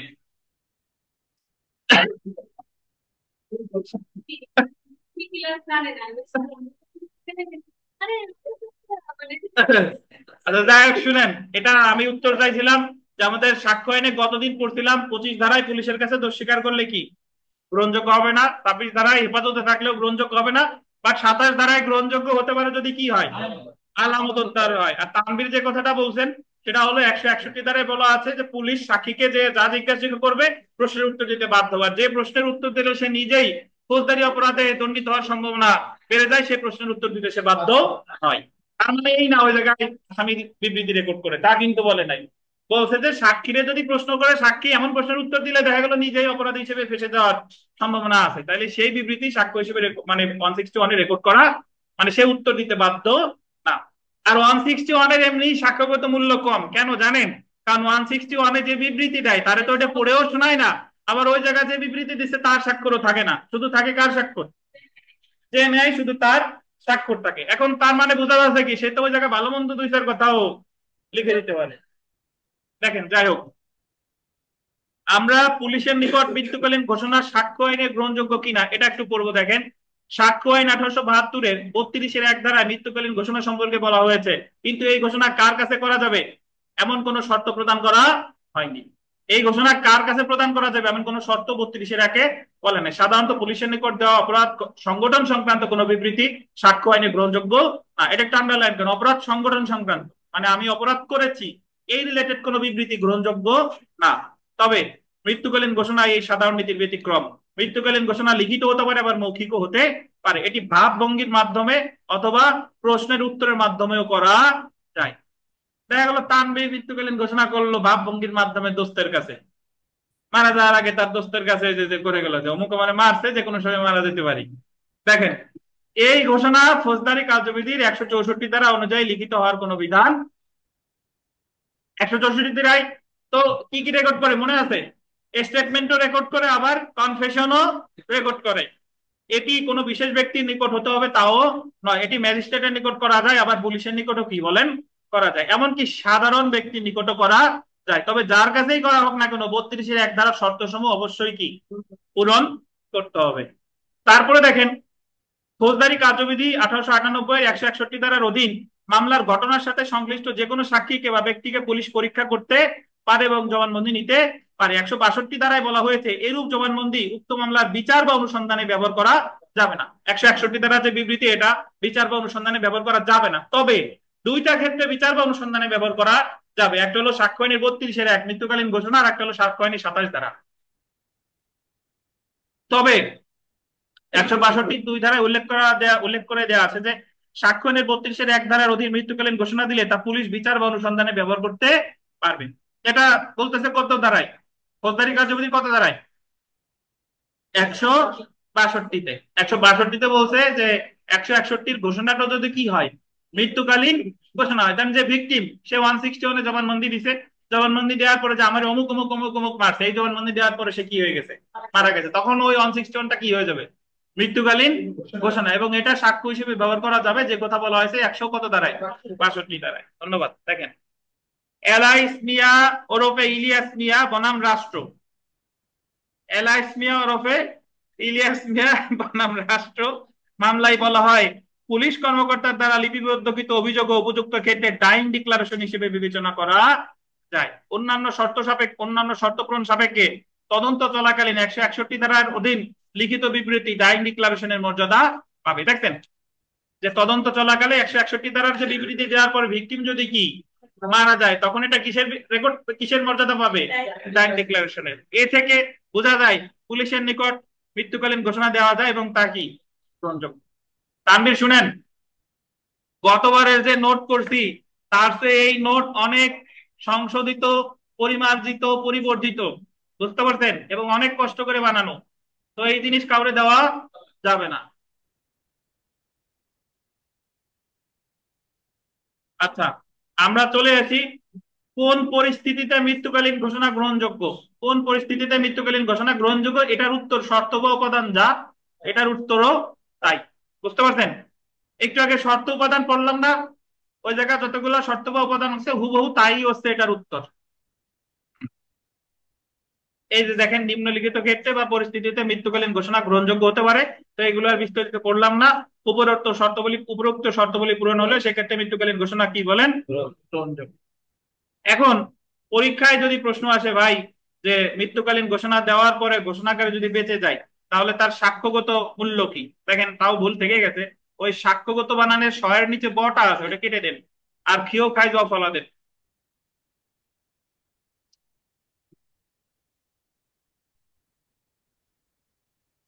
মৃত্যুকালীন ঘোষণা দেওয়ার পর ঘোষণাকারী যদি কি হয় বলেন বেঁচে যায়, তার সাক্ষ্যগত মূল্য কি? মৃত্যুকালীন ঘোষণা দেওয়ার পর ঘোষণাকারী যদি বেঁচে যায় তবে তার বিবৃতি সাক্ষ্য আইনের 32-এর 1 ধারা অনুযায়ী গ্রহণীয় হবে না। তবে এই ধরনের বিবৃতি সাক্ষ্য আইনের 100 কত ধারা 57 ধারা অনুযায়ী সমর্থনমূলক সাক্ষ্য হিসেবে বিবেচিত হতে পারে। ধরেন ওই যে আপনার 161-এ ভিকটিম বিবৃতি দিল বাট সে মারা যায় নাই, তখন তো 161-এর বিবৃতি কখন ব্যবহার করা যাবে? জেরার সময় ব্যবহার করতে পারে আসামি পক্ষের আইনজীবী 145 ধারায় তার পূর্ববর্তী বিবৃতির সাথে বর্তমানে যে সাক্ষ্য প্রদান করতেছে এটার বৈসাদৃশ্য আছে কিনা। আর রাষ্ট্রপক্ষ ব্যবহার করতে পারে সমর্থনমূলক সাক্ষ্য হিসেবে 157 ধারায় পুরো জবানবন্দির সময়। ফৌজদারি কার্যবিধি মনে আছে কিনা আপনাদের এটা? তো দেখেন, সাক্ষ্য আইনের 157 ধারায় বলা হয়েছে যে সংশ্লিষ্ট ঘটনা ঘটার সময় বা নিকটবর্তী কোনো সময় ওই ঘটনা সম্পর্কে প্রদত্ত বিবৃতি বা ঘটনার তদন্তকারী কর্মকর্তার নিকট পূর্বে দেওয়া সাক্ষীর বিবৃতি সাক্ষীর সাক্ষ্যের সমর্থনে প্রমাণ করা যেতে পারে। অবশ্যই সাক্ষীর কি, সাক্ষ্যের সমর্থনে। বিবৃতি দানকারী ব্যক্তি মৃত্যুবরণ করলে অর্থাৎ আদালতে উপস্থিত হতে না পারলে সেই ক্ষেত্রে মৃত্যুকালীন ঘোষণা 32-এর 1 ধারা হতে গ্রহণযোগ্য।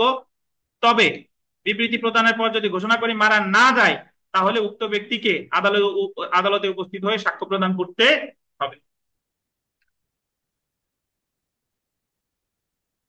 তার মানে যে বিবৃতি দিয়েছে সে যদি মারা না যায় তার মৃত্যুকালীন ঘোষণা হিসেবে প্রমাণ করা যাবে না, তবে কি হিসেবে প্রমাণ করা যাবে, সমর্থনমূলক সাক্ষ্য হিসেবে প্রমাণ করা যাবে। এছাড়া আপনি যদি মনে করেন যে এখানে আরো 2-4 লাইন লিখবেন তাহলে বলবেন যে সাক্ষ্য আইনের যখন মৃত্যুকালীন ঘোষণায় 157 ধারায় সমর্থনমূলক সাক্ষ্য হিসেবে ব্যবহৃত হতে পারে। এছাড়া ওই ব্যক্তি যখন বিচার চলাকালে সাক্ষ্য প্রদান করতে আসছে তার পূর্ববর্তী বিবৃতির সাথে বর্তমানে সাক্ষ্যের অসামঞ্জস্যতা প্রমাণ করতে পারে আসামি পক্ষের আইনজীবী জেরার সময় সাক্ষ্য আইনের 100 কত ধারায়, 45 ধারায়, সাক্ষ্য আইনের 145 ধারায়।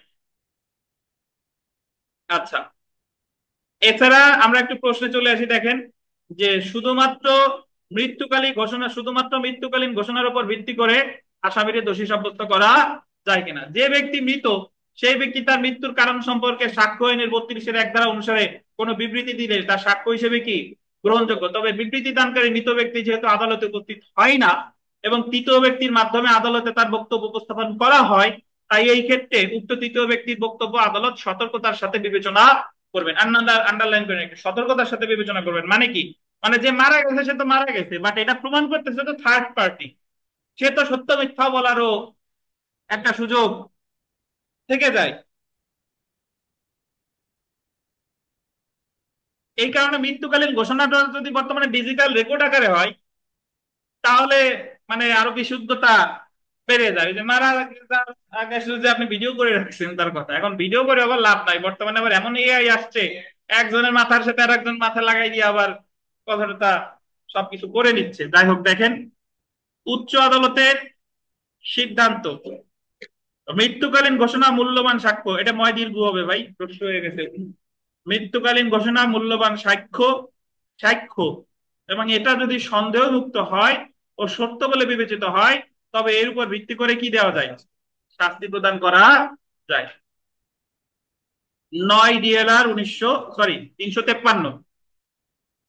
আর আপনি যদি পেজ নাম্বার মুখস্থ না রাখতে চান তাহলে একটা টেকনিক এইভাবে বলা যেতে পারে যে 9 DLR 9 এর সাথে 1948 যোগ করে নেন, সাল লিখবেন আর কি, ডিএলআর এর সাল। ডিএলআর প্রথম প্রকাশিত হয় 1948 সালে, তাহলে 1948-এর সাথে যদি 9 যোগ করেন তাহলে হয় 1957। 1957, তাহলে এই যে 9 DLR এটা হলো ডিএলআর এর সংখ্যা, তাহলে 9 DLR-টা প্রকাশিত হয় কত সালে, 1957 সালে। 1957 সালে। যদি বলে 10 DLR তাহলে কত সাল, 58 সাল। যদি বলে 12 DLR কত সাল, 1948-এর সাথে 12 কত, 1960।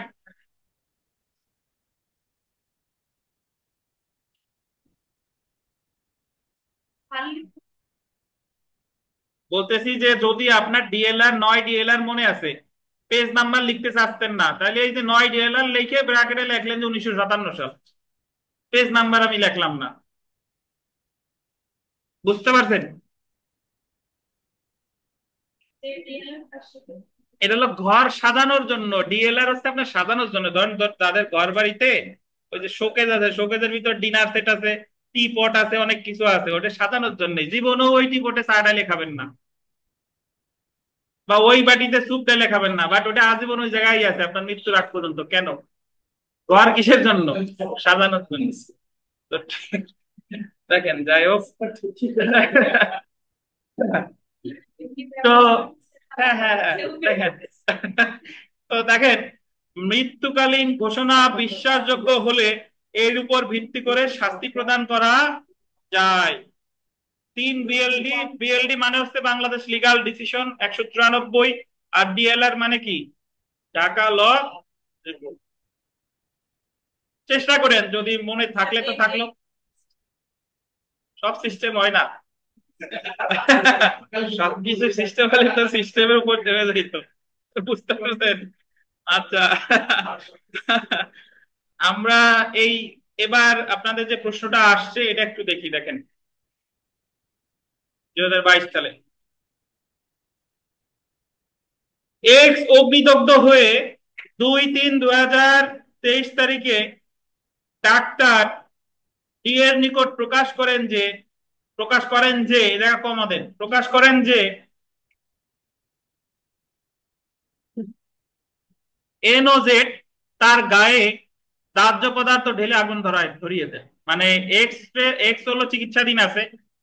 তো তো এই ক্ষেত্রে সে ডাক্তারের কাছে বলতেছে যে আমারে আগুন ধরাই দিছে কে কে, এন ও জেড।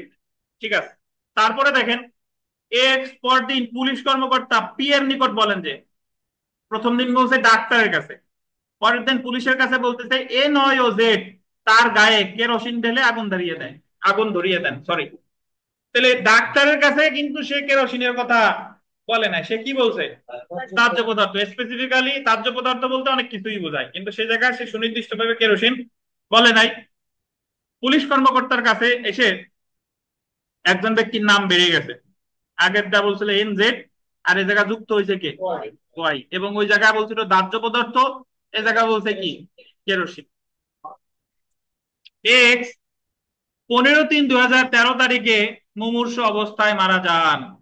এক্স এর বক্তব্যের ভিত্তিতে এন ওয়াই জেড কে সাজা প্রদান করা যাবে কি?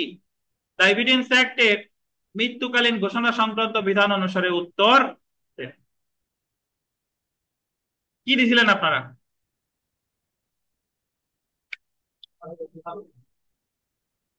পিয়াল কি কি লিখছিলেন, মনে আছে এটা লিখছিলেন? আর সত্যি কথা বলতে স্যার এখন মনে নাই স্যার। ধন্যবাদ।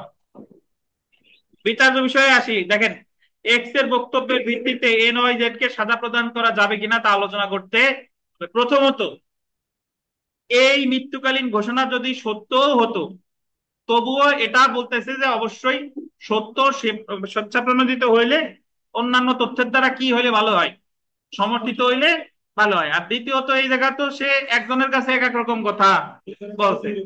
দেখেন আইনানুগ পর্যালোচনা যে না, এক্স এর এই বক্তব্যের ভিত্তিতে এ নয় জেড কে সাজা প্রদান করা যাবে না, কারণ আলোচ্য অংশে এক্স প্রথমে ডাক্তারের নিকট প্রকাশ করে যে এন ও জেড তার গায়ে দাহ্য পদার্থ ঢেলে আগুন ধরিয়ে দেয়। পরের দিন সে আবার পুলিশ কর্মকর্তার নিকট বলে যে এ নয় জেড তার গায়ে কেরোসিন ঢেলে আগুন ধরিয়ে দেয়, এবং 15/3/2013 মারা যায়। এখানে দুটো বক্তব্যের মধ্যে ভিন্নতা রয়েছে। দেখেন এক্স যে মৃত্যুকালীন ঘোষণা দিয়েছে তাতে আসামির নাম এবং মৃত্যু ঘটানোর উপাদানের মধ্যে পার্থক্য রয়েছে, যে কথা বললাম। আসামির নামেরও পার্থক্য রয়েছে, আবার ওই জায়গায় বলছে দাহ্য পদার্থ, ডিজেলও দাহ্য পদার্থ, পেট্রোলও দাহ্য পদার্থ, আবার কেরোসিনও কি দাহ্য পদার্থ।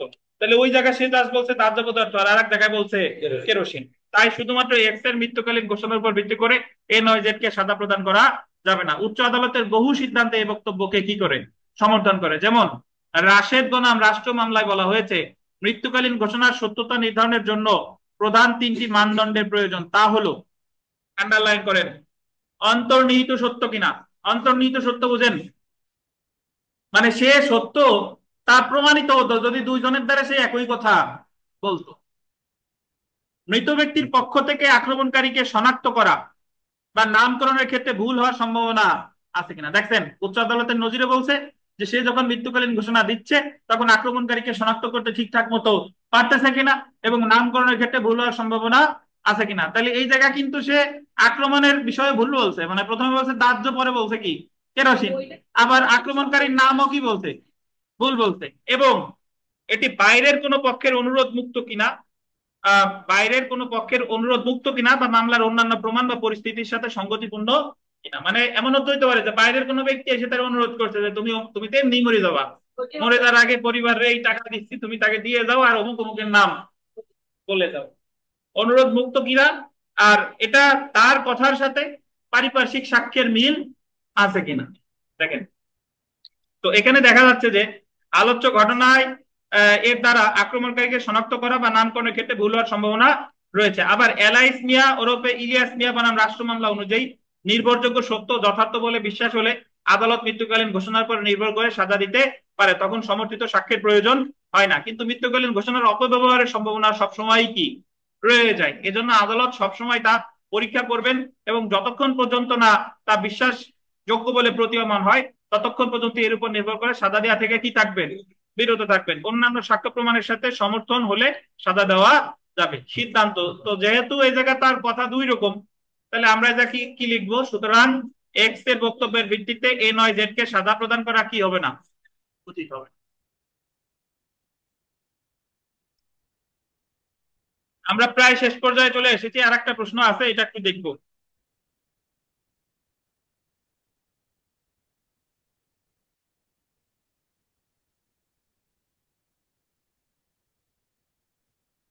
রাতের গ নাম্বার প্রশ্নটা দেখেন, যে সমস্ত ব্যক্তিদের আদালতে হাজির করা সম্ভব নয় তাদের উক্তি কি প্রাসঙ্গিক?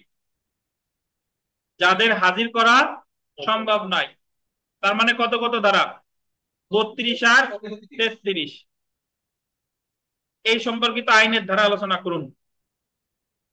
সাক্ষী হিসেবে ডাকা যায় না এমন ব্যক্তিদের বিবৃতি কোন পরিস্থিতিতে প্রাসঙ্গিক আলোচনা করুন। উত্তর একই, 32 আর 33। মৃত কিংবা নিখোঁজ ব্যক্তির বিবৃতি কোন পরিস্থিতিতে এবং কিভাবে প্রাসঙ্গিক, এটাও কত, 32 আর 33। এখন 32 33 কিন্তু অলরেডি আমরা একবার পড়ে ফেলেছি, জনশ্রুত সাক্ষ্যের ওই জায়গা মনে আছে।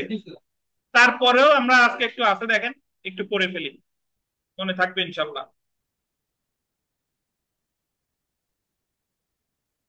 টাইটেল দেখেন, এই টাইটেল আপনি লেখার সময় কিন্তু সবগুলো দিবেন না, যে সমস্ত ব্যক্তিদের আদালতে হাজির করা সম্ভব নয় তাদের উক্তি, উক্তি কি টুক কেটে দেন, কি এই জায়গায় কি আছে না, উক্তি সাক্ষী হিসেবে ডাকা যায় না এমন ব্যক্তিদের বিবৃতি কোন পরিস্থিতিতে প্রাসঙ্গিক, অথবা মৃত কিংবা নিখোঁজ ব্যক্তির বিবৃতি কোন পরিস্থিতিতে এবং কিভাবে প্রাসঙ্গিক। এই তিনটাই লেখার দরকার নাই, প্রশ্নে যে অংশ চাইছে সেই অংশ টাইটেল দিবেন, ঠিক আছে।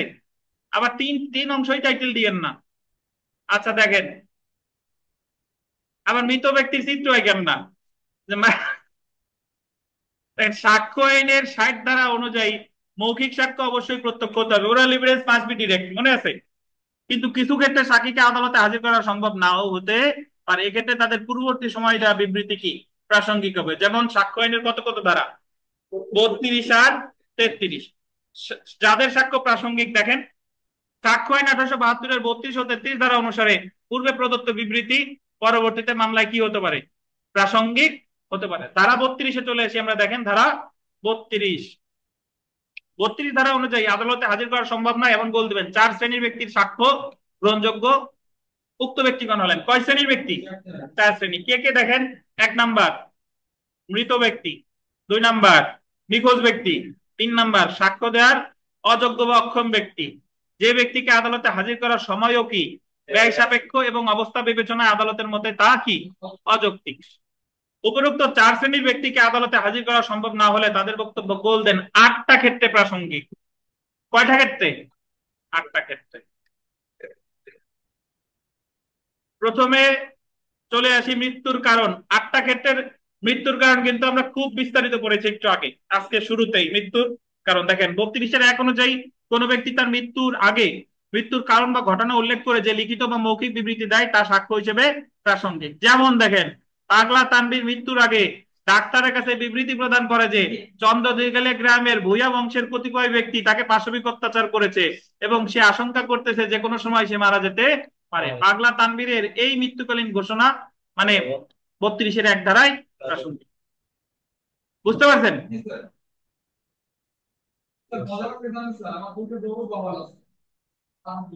দুইটা বউ হল কেমনে তাই,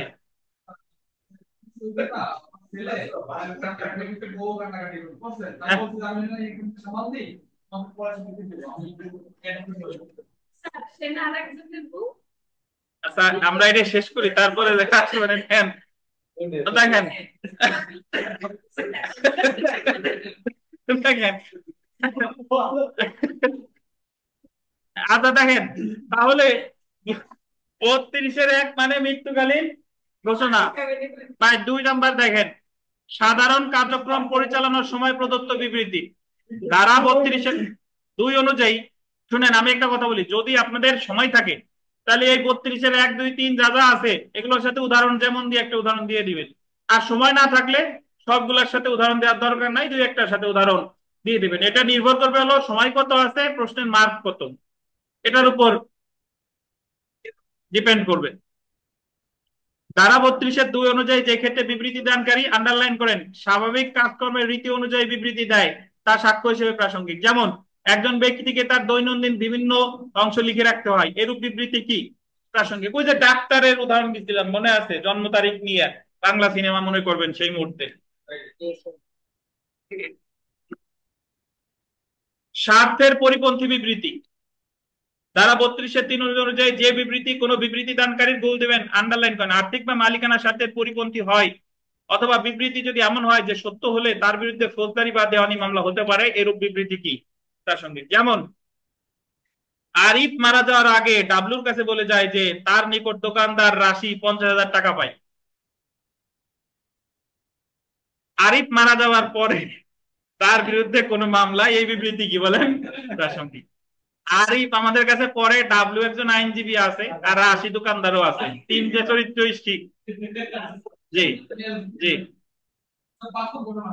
দেখেন আচ্ছা দেখেন আচ্ছা, তারপরে দেখেন অধিকার প্রথা বা সাধারণ স্বার্থ সংশ্লিষ্ট বিবৃতি। অধিকার প্রথা বা সাধারণ স্বার্থ সংশ্লিষ্ট বিবৃতি 32-4 অনুযায়ী যদি বিবৃতি জনগণের অধিকার প্রথা বা সাধারণ স্বার্থ সংশ্লিষ্ট বিষয়ের মতামত সম্পর্কে হয়, সেই বিবৃতি কি প্রাসঙ্গিক। যেমন ওই যে কূপের উদাহরণ দিচ্ছিলাম, এই যে দেখেন সাইফুল মারা যাওয়ার আগে বিভিন্ন পত্রিকা বা বইতে লিখে যায় যে তার বাড়ির পাশের কূপ ব্যবহারের অধিকার সকল জনসাধারণের আছে।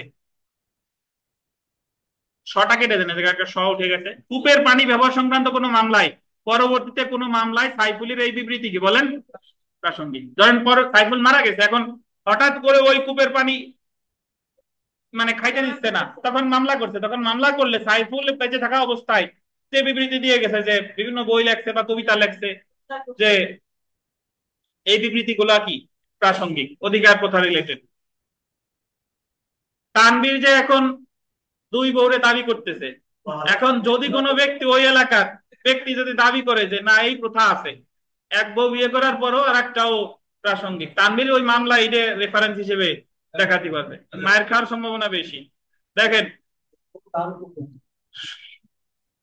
আপনার আর একটা বউ কিভাবে থাকে, সে তো আর এক জায়গায় একবার বিয়ে করছে, সে জায়গাটা ডিভোর্স হইতে,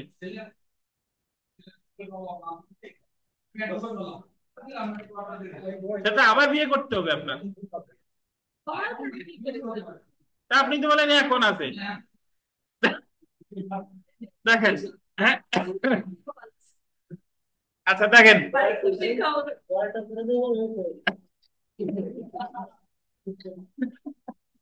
দেখেন সম্পর্কের অস্তিত্ব সম্পর্কে বিবৃতি, এই ওটা আমরা পড়ছিলাম 32-5 আর 6 মনে আছে, রক্ত বিবাহ বা দত্তক সম্পর্কে বিবৃতি। 32-5 ছিল লিখিত আর মৌখিক দুইটাই, দিনেশ দিয়ে বুঝাইছিলাম। আর 32-6 হচ্ছে ওই যে চিফ জুডিশিয়াল ম্যাজিস্ট্রেট ভবনের পিছনে লিখছে যে দলিলে অথবা কোনো পাথরে লিখে গেছে, তাহলে তারপরে এবং এই বিবৃতি গুলো সে দিয়েছিল যখন বিরোধ আরম্ভ হয়নি। তারপর একটু দেখি দেখে ধারা 32-5 অনুযায়ী যদি বিবৃতিটি মৌখিক, রক্তের বৈবাহিক বা দত্তক সংক্রান্ত সম্পর্কের অস্তিত্ব নিয়ে দেওয়া হয় তখন তা প্রাসঙ্গিক যদি আন্ডারলাইন করেন বিরোধ আরম্ভ হওয়ার পূর্বে এমন বিবৃতি প্রদান করা হয়ে থাকে। বিরোধ আরম্ভ হওয়ার পূর্বে, যে তানভীরেরই উদাহরণ দিয়ে দিই, যে উনি ওনার সাবেক ওয়াইফে আবার বিয়ে করতে, কিন্তু বিয়ে করার পরে এই বর্তমান যে ওয়াইফ আছে তারে আবার এটা প্রকাশ করে নাই, আমাদের কাছে প্রকাশ করলো।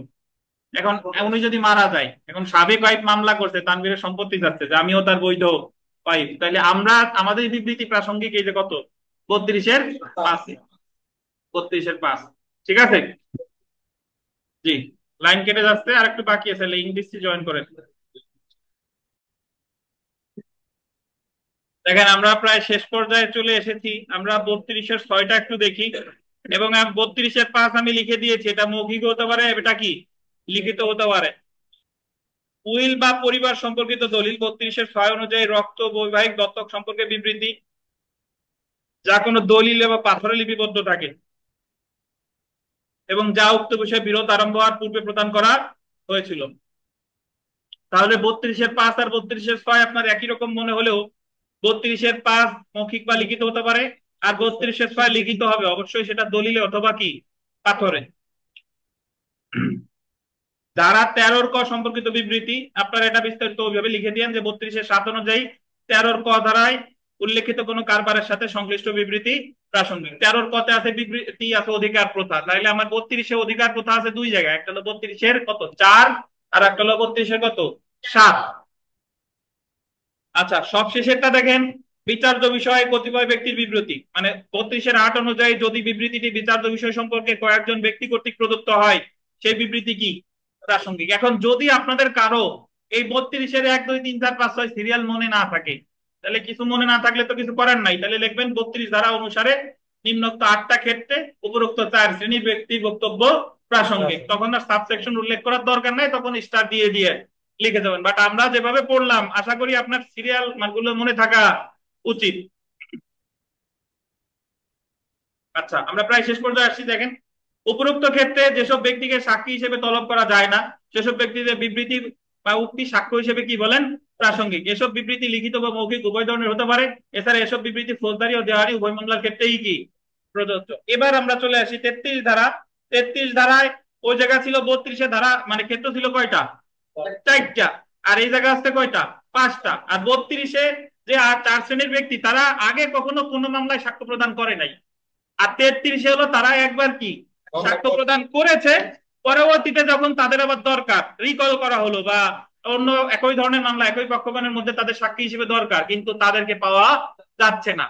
এখন তাহলে এটা 33 ধারায় পূর্বের মামলায় বা পূর্বে যে সে বিবৃতি দিয়েছিল সেটা সাক্ষ্য হিসেবে প্রাসঙ্গিক কত ধারায় 33 ধারায়। দেখেন, সাক্ষ্য আইনের 33-এর মধ্যে এক কার্যধারার বিবৃতি বা সাক্ষ্য পরবর্তী কার্যধারায় ব্যবহার সংক্রান্ত বিধান আলোচনা করা হয়েছে। ধারা 33-এর বক্তব্য অনুযায়ী আগের মামলা চলাকালে প্রদত্ত সাক্ষ্য পরের মামলা বা একই মামলার পরবর্তী পর্যায়ে ব্যবহৃত হতে পারে যদি দেখা যায় যে পরবর্তী মামলাটি আন্ডারলাইন করে একই পক্ষ সমূহ বা তাদের স্বার্থের উত্তরাধিকারের মধ্যে হয়। ভিন্ন পক্ষের মধ্যে হলে কিন্তু 33 ধারা প্রযোজ্য হবে না।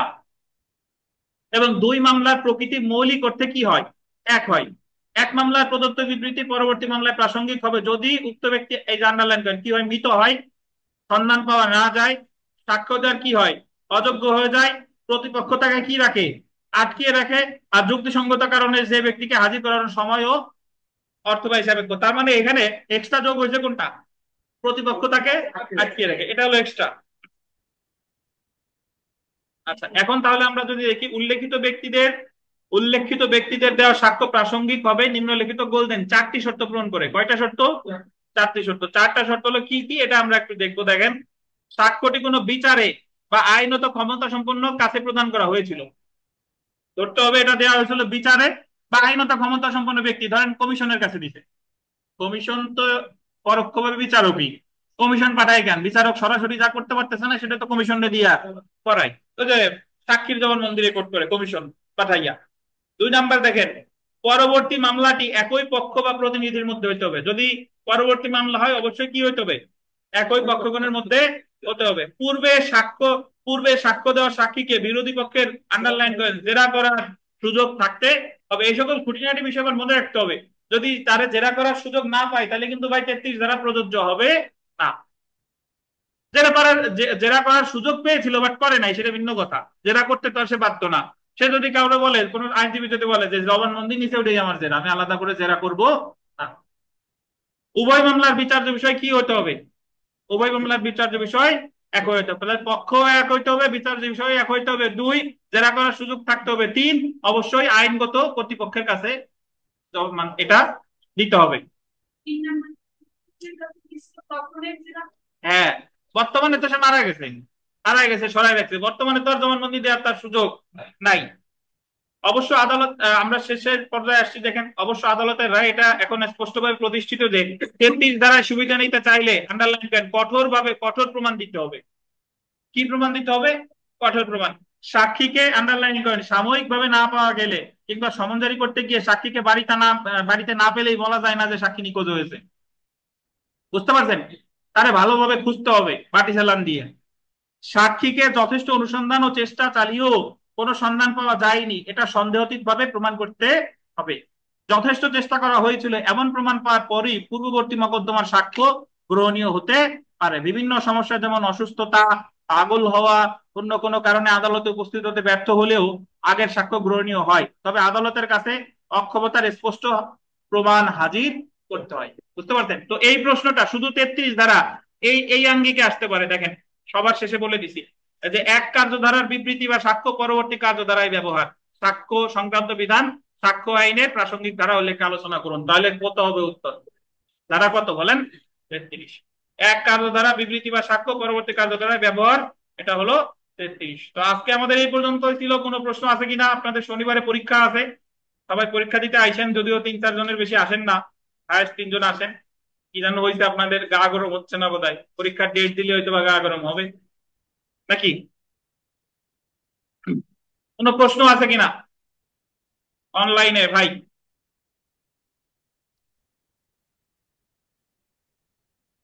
নাহলে ভালো থাকেন, আজকে এই পর্যন্তই। আল্লাহ হাফেজ, আসসালামু আলাইকুম। আপনারা নোট নিয়ে যান।